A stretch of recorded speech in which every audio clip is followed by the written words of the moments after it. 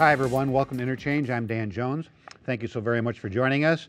Good stuff to talk about again today. The race for a spot on the Wisconsin Supreme Court seems to get more interesting every day. Depending on who you believe, it's either a very dysfunctional or a very congenial environment. We'll talk about Pope Benedict basically giving a 2-week notice, becoming the first pope in hundreds of years to say, I'm resigning. And we'll talk about President Obama's State of the Union address. Let me introduce everybody again. Longtime newspaper columnist Joel McNally. Kevin Fischer, former broadcast journalist, political analyst, oftentimes a fill-in host. You hear him over on WISN Talk Radio. You know Denise Callaway, community affairs and public relations professional. And of course, Gerard Randall, education consultant and local job creation expert. Rick Horowitz is going to be along with commentary at the end of the show. All right, this coming Tuesday is Election Day. Turnout is expected to be incredibly low, only about 10%. The only statewide race on the ballot is a primary between 3 people for a spot on the state Supreme Court. Incumbent Pat Roggensack is being challenged by Lemon Law attorney Vince Megna and Marquette Law professor Ed Fallone. Will this race determine whether the court is run by liberals or conservatives? Is that a basic conclusion? That's it, because the court right now is fairly evenly divided, and Roggensack being one of the conservatives that's in the majority, that hold a seat among the majority, should she lose her seat, her 2 opponents are liberal-leaning, and that would flip the balance on the court. I think it's going to come down to a race between Roggensack and Fallon. I am pleased to see that the candidates are actually investing time and money to get a message out. Roggensack has a considerable edge on her 2 opponents in terms of funds raised, and she's done what some Republicans have failed to do in the past, or some conservatives have failed to do in the past, in this case, and that's get out a message early and define herself before her opponents define her, and perhaps define her unfairly. Denise, I would guess after this primary, money will pour into this race. Oh, absolutely. Absolutely. It really is an issue about whether or not there's going to be a liberal or a conservative bent on the part of the state Supreme Court, or I should probably really say a conservative or maybe more progressive bent on the part of the court. But I think one of the things that really strikes me is how, when you ask, is this a dysfunctional court or does everybody get along together? The fact that you have these 2 divergent views, to me, says it's a dysfunctional court. When you have justices who have been advised to lock their doors if they're in the court at night by themselves or on the weekend because of concerns about another justice, you wonder how much of the people's business is being done, how much is being concentrated on, quite frankly, the very significant rulings that come from this court, and how much of it is so much infighting and distrust that the court really is not functional. Kevin, do you think it was just politics that all of a sudden, a week before the election, this other sitting court or sitting justice says, "Oh, we really needed a lot of additional security because of the whole Prosser incident"? The timing is extremely suspect for that article to appear in the Journal-Sentinel this week, and to once again raise this, I think, false image of Justice David Prosser as this meanie bully who physically attacks his colleagues. And the incumbent in this case, Pat Roggensack, had absolutely nothing to do with this alleged dysfunctionality of the state Supreme Court. She's been squeaky clean. She's been judicially independent and has quite the reputation as a jurist on the state Supreme Court. And so, I mean, David Prosser is not the issue. This is a distraction. It's taking away from the real issues at hand here. And I agree with you, Pat Roggensack, not only in fundraising, but is leap years ahead of her 2 opponents in this race. Ed Fallone may be a terrific Marquette Law professor, but he has absolutely no experience as a judge. Mm-hmm. And the other candidate, Mr. Vince Megna, mm-hmm. All you hear about him is how his bizarre quirks. So if people really want And efforts to make it a partisan race. right, and if people really want to cast a solid vote, Pat Roggensack is by far the best choice because of her vast experience and because of the way she's handled herself as a judge. They say it's not a partisan race, but in all honesty, it really is, isn't it? Well, I have to disagree with everybody so far. I don't think it's liberal conservative. I think it's partisan versus whether you want the court to follow the law. The reason this Supreme Court is embarrassing the state of Wisconsin isn't because it's conservative, it's because it doesn't follow the law.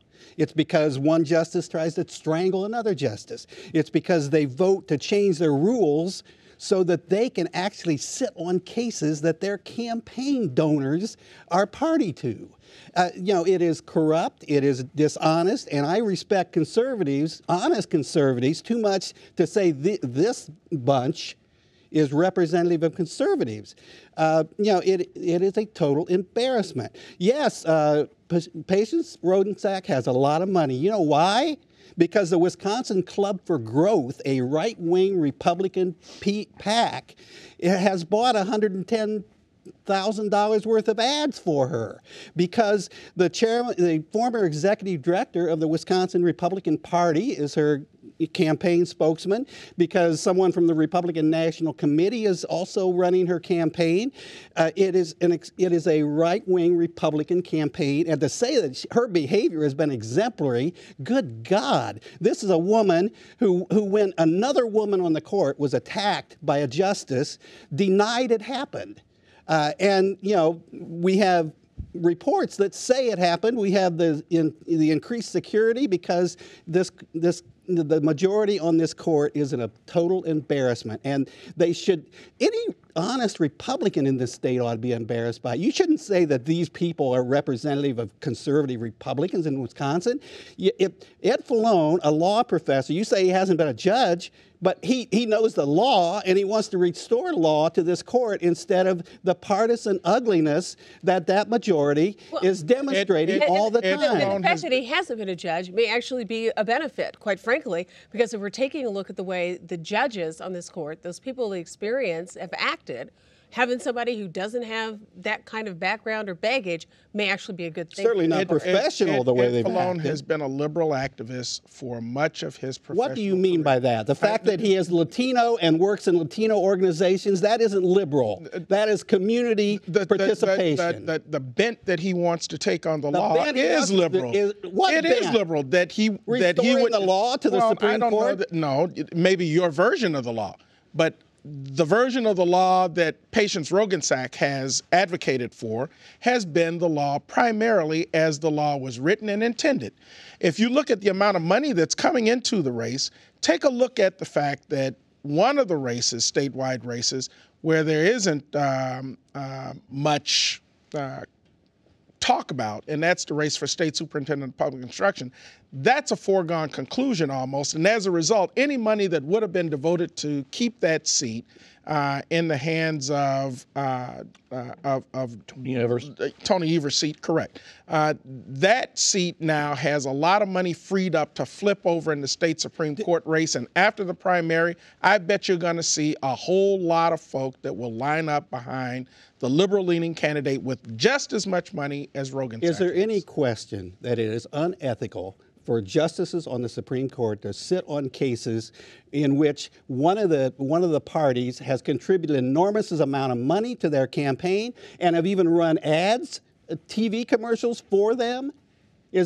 How could a ethical justice change the rules of the court so they could sit on those cases? Contributing to a campaign is not illegal, Joel. No, but sitting on a case that involves someone who has given you millions of dollars, yeah, that ought to be illegal. All right, next topic. We have to talk for a few minutes about Pope Benedict becoming the first pope in hundreds of years to say, I'm resigning. He says at the age of 85, he just doesn't have the stamina for the job anymore, which has a lot of people in Milwaukee, all over Wisconsin, wondering if your friend, former Milwaukee Archbishop Timothy Dolan, now the Cardinal in New York City, does he have a realistic chance, or do we just like to talk about that? Or does an American never have a chance? I doubt that a North American has a chance. There's a lot of suspicion about the influence of super economic powers and the money that they have. Certainly the U.S. is a huge contributor to sustaining the Catholic Church's administration, and so they'll get consideration. But you know what? I think all of the front runners in this instance, you pretty much may as well count them out, because the way these elections tend to run, the people that are the most likely candidates are the people that the Cardinals go in at the bottom of their list. They do campaign. They try to be subtle about how they campaign. I have absolutely no doubt that Dolan is going to be given a lot of consideration, simply because he's gotten a lot of attention as a leader in the American church. But I honestly don't see him as a front runner. One of the things that's actually interesting about what the Pope did, though, the Cardinals have to retire at a certain age. And I think going forward, any future Pope, they're going to look at someone who's younger, who's vigorous, who has the ability to maybe stay in the job for 10 years. And then once they hit somewhere around 85, no matter how much stamina they may appear to have, it would still be their call. But I think they're going to start to look at this precedent as something that tradition should then be based on. Denise, do you think the next Pope has to do a better job at being more aggressive dealing with the child abuse problem that has hit this church in the past 2 decades? Or will he just deal with it as another issue as so many others have? I think it's an important issue because it really speaks to many people and to what the church stands for. What is the church willing to tolerate, and does it, in essence, in some ways, kind of practice its faith? If there's this practice of your faith, do you protect individuals who are accused of molesting children, who in some cases have admitted that they have molested children? So I do think that's an issue. I think that the bigger issue for the next Pope, whoever that might be, is really the important work that has to be done around continuing a dialogue across religions.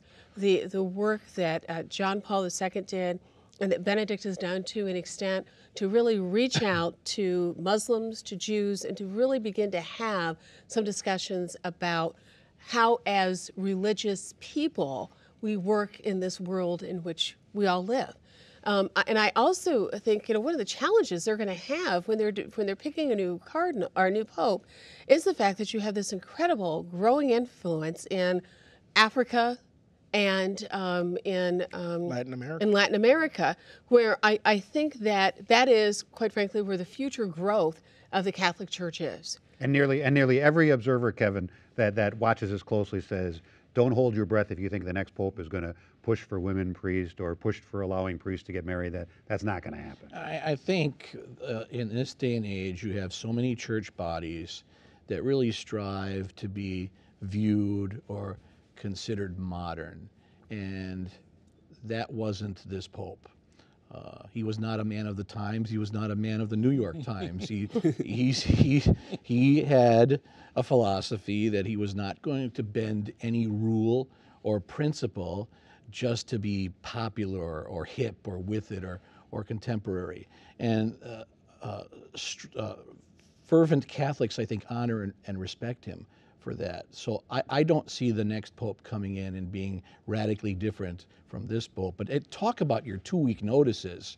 That had to be an extremely difficult decision by this pope, and I view it as courageous.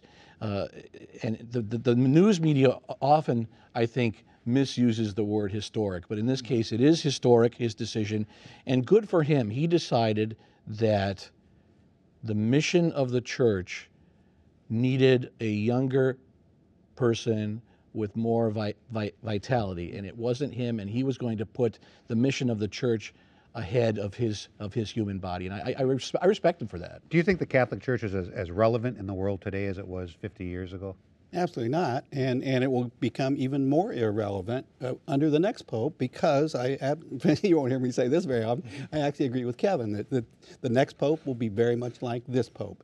Well, he appointed more than half of the cardinals who are going to be voting, and in his image he appointed them, and this insistence on not changing, on considering women, not on an equal with men in the church, with old white men in the church. That's why it won't be a Latin American or African, with old white men in the church. This focus on sexuality, birth control. When I was growing up, you knew every Catholic family, whether you knew anything about them or not, because they were the ones that had 7, 8, 9 children. That doesn't happen anymore. A lot of them were Irish. That's right. And Catholics do not follow the teachings of their own church.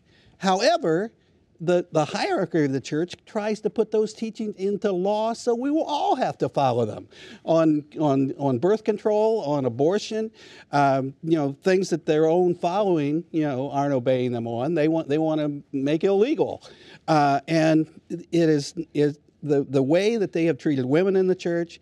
They refuse to acknowledge the connection between insisting on celibacy of priests and the sexual predator scandal.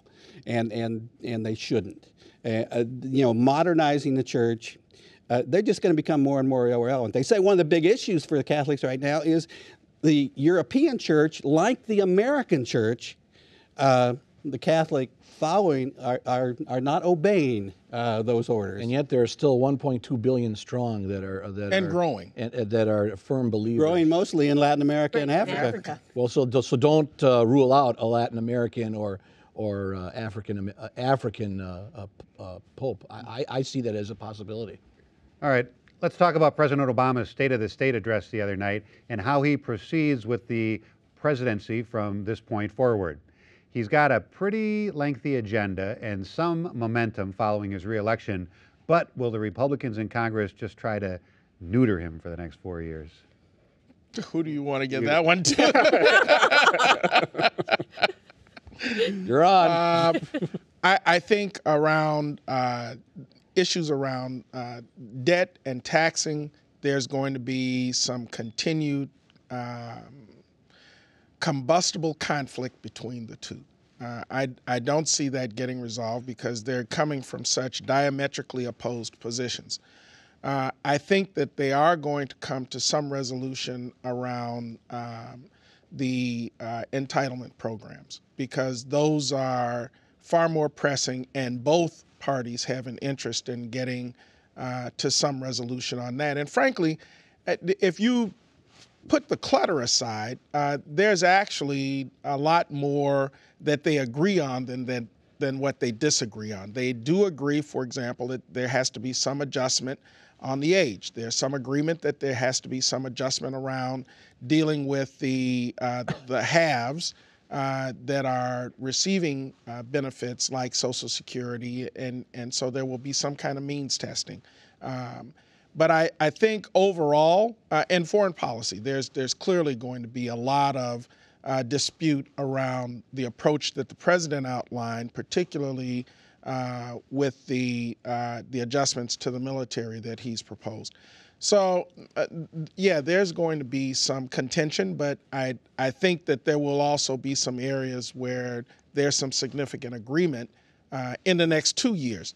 After that, who knows? Do the Republicans stubbornly stand their ground, or do they say, wow, we lost big last election, we better change and do what we can to appeal to more African Americans, appeal to more Latinos, appeal to more women? Do they have to drastically change? They said that's what they wanted to do, was to somehow change, but apparently what they're trying to do is package the same old ideas that were antagonistic towards all those groups, but try to make them sound nicer or something. It doesn't make any sense. I thought that there was a possibility, a good possibility, because of the disaster of that election, because of, their ideas were just roundly rejected by everyone except old white men. It sounds like the last discussion on the Catholic Church. But because of that, I thought there was a chance they were sincere about trying to change themselves. But it appears that they're going to start, including within a couple weeks, just like they were last term, opposing everything that Barack Obama wants to do, including taking us up to another economic disaster over this sequester, where there are going to be huge cuts, possibly huge layoffs, possibly, spoil the recovery that is just starting to pick up a little bit. That makes no sense to me. That is attacking the country. It's not just attacking Barack Obama. The Republican response to the State of the State was the same kind of, Obama just wants to tax and spend, and he hates us because we like rich people, that Romney and Ryan were using before the election. It was like, Rubio hadn't even listened to the State of the Union. Well, I know he probably wrote his response before the president gave the State of the Union, but it was the same old Republican junk. 4 years ago, Denise, everybody said he's not going to get Obamacare through, and he did. Right now, they're saying he's not going to get any major gun control legislation through. Do you think he will? I think he's going to try everything he can, and if he doesn't, it's a shame for us as a nation. My concern is that if we continue to see this blockage from one side of the aisle on this issue, that our ability to, as the president said, let us have a vote, particularly for those people who deserve to have it, because their lives have been so horribly influenced by gun violence, that's something we need to do. My concern is we're not going to see any movement on this issue, that one side of the aisle is not going to push these issues on the floor or filibuster those, and we're going to be back to having a do-nothing Congress for a second term. The important thing, I think, about the State of the Union, and this is for any president, but I think certainly was true in this case, is it was a vision that was laid out on what we need to do to address the issues that are before us, but also how it needs to be forward-looking.